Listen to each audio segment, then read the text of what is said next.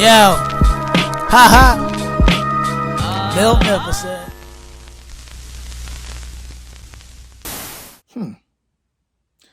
Let's talk about this for a second.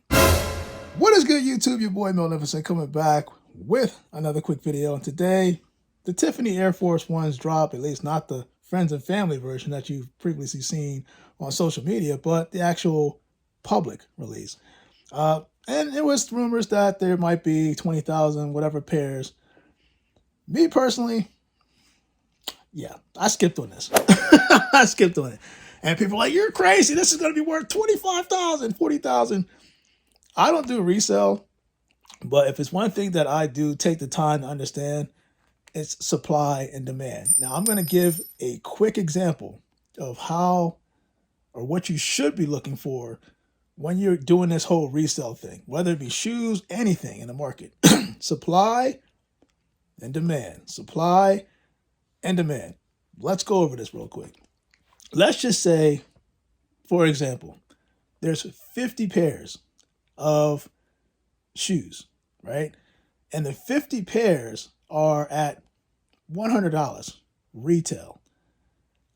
Of those 50 pairs, there's approximately 5 people that are bidding over $100 just to get that shoe. Not the surface, people see, oh, okay, well, it looks like this is going to be a highly coveted shoe because 5 of 5, not 45, 5 bidders want to get that shoe beyond $100. So let's do the math. If I decide, you know what, I'm going to take a chance and hope that there's going to be more bidders that are going to be willing to pay over retail in order to get that particular shoe. So I buy it for $100. Maybe I might be one of those 5 that the bidders will sell to and I'll make profit off of it. However, if I get the shoe and I don't fall in line within that 5 that are bidding and the rest are just negotiating at 10, 20, 30, guess what? That's a loss. So that's why it's a gamble sometimes when I see people in the sneaker community, and I can tell that you got to know the demand side. You know, if you and do the numbers, because if you don't see enough people willing to buy at a particular price, you're just hoping or assuming that there's going to be more bidders after the actual release. And oftentimes what's happening is that people are just buying shoes left and right, but you don't understand, or you may not understand, the amount of people that are in demand for that shoe. So in other words, if there's a shoe that releases, there's 50 pairs, but then there's 2,000 people that are willing to pay double the amount of what you would get for retail, then obviously it's worth it, because at some point, it doesn't matter, whenever you get the shoe, you're going to make profit, right? But if you don't have enough bidders and the bidders are far and few from the total amount of pairs that are available, that's a gamble. And me, I don't gamble with money. You know, there's certain times I do it, but not to the point where I'm just throwing money left and right in hopes of maybe this might be a fire shoe, or I'm assuming that it's going to be an in-demand shoe, or I'm going to get more bidders later on. So that's what I see with this Tiffany thing, right? It looks good, $400, right? But then in certain sizes, you got to look at, if you have access to this database, how many people are willing to buy at a particular price.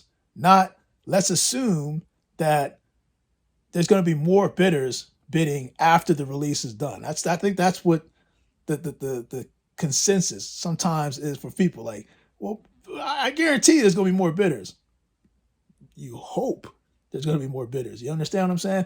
Now, that's not to say that these Air Force One Tiffany's will be high in demand and more bidders will start, rolling in after it's sold out, obviously. But always with shoes in general, or actually anything in general, knowing your supply and then knowing your demand is what benefits you, period. If you have access, specifically the amount of people that are willing to buy at a higher cost, you're in good shape. If you don't, and you're assuming that there's going to be more people that's going to want this item, this highly coveted item, after it sells out, all I can say is good luck. But your boy Magnificent, man, comment below. Let me know if you were able to grab the Air Force One Tiffany's at $400 a pop. And I do believe that on the Tiffany website, the accessories like the brush, the whistle, shoe tree or something like that was available at an additional cost. So, if you weren't willing to pay for the $400 shoe, then you're willing to pay for the $400 whistle in addition to the shoe. Boy, Magnificent, man. Rock what you like. That's all I'm saying. Just rock what you like. Just be careful when you're playing supply and demand in anything, not just shoes, in anything. I am out. You guys stay blessed. What's good, everybody? It's your boy Magnificent and Firebox teaming up because we would like to give you guys 10% off any Firebox merchandise. All you have to do is click the link in the description below, use code MillyMilk, and you're on your way.